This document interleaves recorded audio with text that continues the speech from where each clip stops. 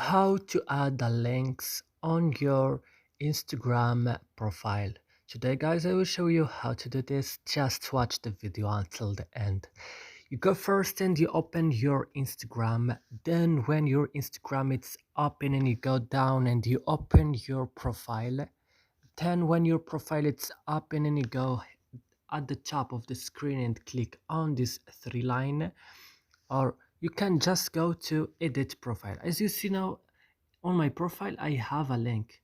So for example, I will change it. I will go to edit profile. Then I will find here an option who named links. I will just click and click on my links that I added. This is my links. As you see here, you have to type http www dot, and you can write your site or your link. And then for example, I will add here in app, I will add for example 200, and then I will click save like that.